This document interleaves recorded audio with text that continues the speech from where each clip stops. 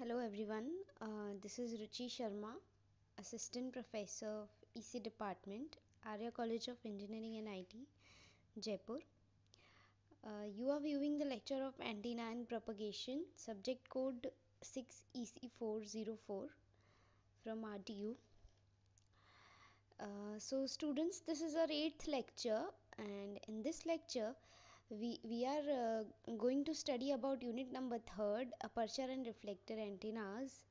And in this unit we are going to continue our topic of aperture antennas, in which we have already studied about the rectangular aperture, and in this lecture we are going to study about circular aperture and its field equations, as well as one of the most important topic, which is the design considerations. And the design considerations, children, from this topic you're definitely going to have one numerical in your university examinations. In that numerical, either it can be of rectangular aperture or circular aperture, right? So let's begin. First I'll make you introduce about the circular aperture. Students, circular aperture is also widely used microwave antenna. It is simple to construct, and here closed form expressions for the fields of all the modes that can exist over the aperture can be easily obtained, right? The same procedure is followed in rectangular aperture for finding the radiated fields. Now the primary difference lies in the formulation of the equivalent current densities Jx, Jy, Jz, Mx, My, Mz. These are the equivalent current sources which we are going to replace to find the field equations. The differential path from the source to the observation points, r dash cos phi, cos psi, and the differential areas ds dash. Now because of the circular profile, no, because of the circular profile, cylindrical coordinates are convenient for the solution. You can see in the figure. Therefore, E rho, E phi, Ez, H rho, H phi, Hz will represent the electric and magnetic field components over the circular opening in cylindrical form. And M rho, M phi, here you can see in this, M rho, M phi, Mz, J rho, J phi, Jz are the components of the equivalent current densities Ms and Js.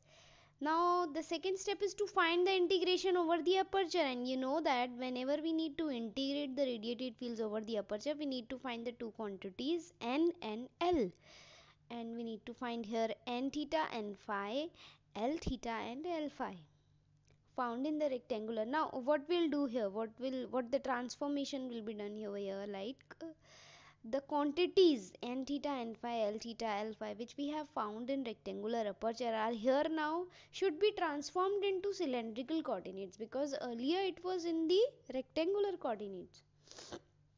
So transforming those quantities into cylindrical coordinates will do our work. Now r dash cos phi and ds dash also needs to be reformulated. Here you can see transformation between the rectangular and cylindrical components of source Js is given by the equation 1241a. Now similarly we can do for Ms also, Ms source. Now the rectangular and cylindrical coordinates are related by the equation 1241b. Now using equation 1241b in the equation of radiation topic of finding, where we have found, for when we were studying field equivalence principle, and we have found the radiation equation, in that there used to exist the quantities like this n and all, n theta and phi, l theta, l phi. Now we can relate these two, the equation number 1241b, and those quantities of the field equivalence principle radiation equations.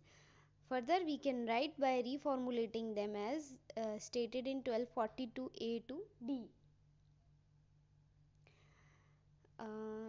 Here r dash cos psi and ds dash can be rewritten as the equation 1243a.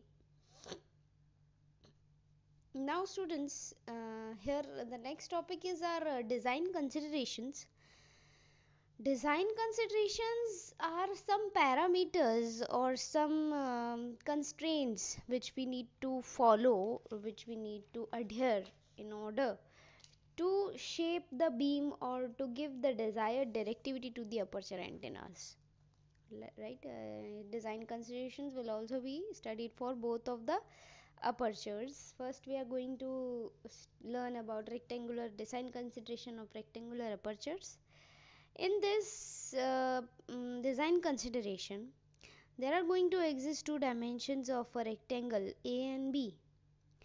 Now, it is important to maximize the directivity of the antennas within a desired angular sector defined by the beam widths, especially at the edge of the coverage EOC. Now, E-plane and H plane, both A and B are having different formula, only the angle is different. For E plane, B is equals to lambda upon 2 sine theta CE, where theta CE is the edge of coverage. It is the edge of coverage angle. To determine the optimum dimension D of the aperture for maximum directivity at EOC of the angular sector. Now this is the angular sector. Limit is given as theta should be greater than or equal to 0 but less than or equal to theta CE. It is the constraint which we need to strictly follow, and for that constraint to be followed we need to adhere this formula given for E and H plane respectively, represented by the equation 1258a and b. Now children, after finding the A and B dimensions, we need to find the directivity, and for directivity it is derived from the very basic definition. When you are going to recall, the directivity is also very easy here to understand.